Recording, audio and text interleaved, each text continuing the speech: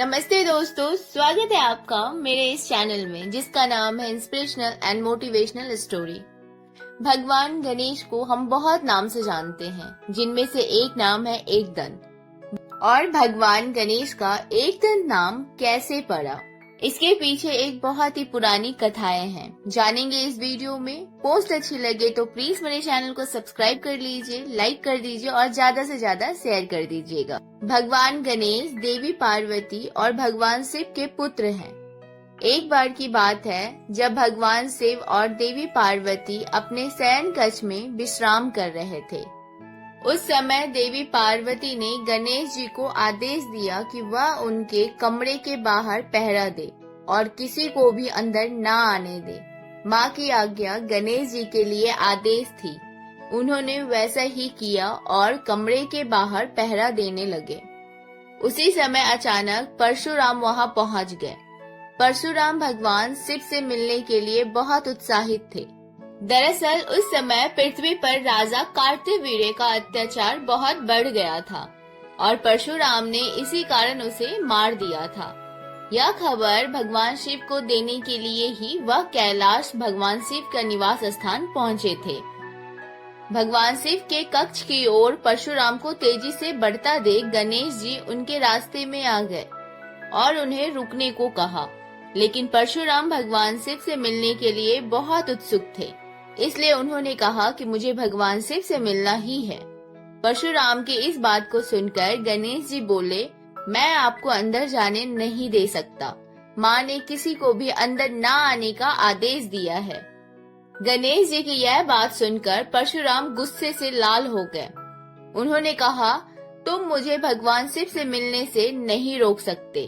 तुम नहीं जानते मैं कौन हूँ। इस पर गणेश जी ने कहा, आप कोई भी हो, उससे मुझे कोई फर्क नहीं पड़ता। मेरे लिए माँ का आदेश सबसे जरूरी है। मैं आपको किसी भी सूरत में अंदर नहीं जाने दे सकता। गणेश जी की इन बातों से परशुराम का गुस्सा 7वें आसमान पर पहुँच गया। वह बोले, अगर तुम मुझे अंदर नहीं जाने दोगे तो मैं तुम्हें हटाकर जबरन अंदर जाऊंगा।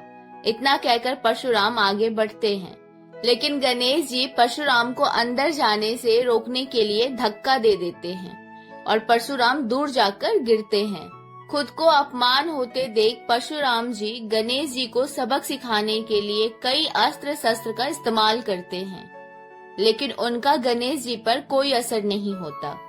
अंत में परशुराम जी शिव जी द्वारा दिया गया परशु गणेश जी को मारने के लिए प्रयोग करते हैं। वह परशु भगवान शिव का था, इसलिए गणेश जी उसे पहचान जाते हैं और उसका सम्मान करते हुए उसका वार अपने एक दांत पर ले लेते हैं। परशु की चोट के कारण गणेश जी का दांत टूटकर जमीन पर गिर जाता है और गणेश जी दर्द से कड़हाने लगते हैं। गणेश जी की दर्द भरी आवाज सुनकर माता पार्वती और पिता भगवान शिव अपने कमरे से बाहर आ जाते हैं और गणेश जी की ये हालत देख परशुराम पर क्रोधित हो जाते हैं। भगवान शिव और पार्वती को गुस्से में देख परशुराम को अपनी भूल का एहसास होता है और वह अपने किए पर क्षमा मांगते हैं। परशुराम की क्षमा पर माता पार्वती कहती है कि एक ऋषि होते हुए भी आपका क्रोध पर नियंत्रण नहीं है। क्षमा मांगने से क्या अब मेरे पुत्र गणेश का दांत वापस आ जाएगा? परशुराम कहते हैं कि जो भी हुआ वह मेरी बड़ी भूल थी, लेकिन इस घटना के कारण अब गणेश का आधा दांत व्यर्थ नहीं जाएगा। इस घटना के कारण ही अब से पूरी दुनिया में गणेश को एकदंत के नाम से जाना जाएगा। तब से गणेश भगवान का नाम एकदंत पड़ा। गाइस, पोस्ट आपको अच्छी लगे तो प्लीज मेरे चैनल को सब्सक्राइब कर लीजिए और बहुत ही जल्दी मिलेंगे अगले वीडियो में नई स्टोरी के साथ।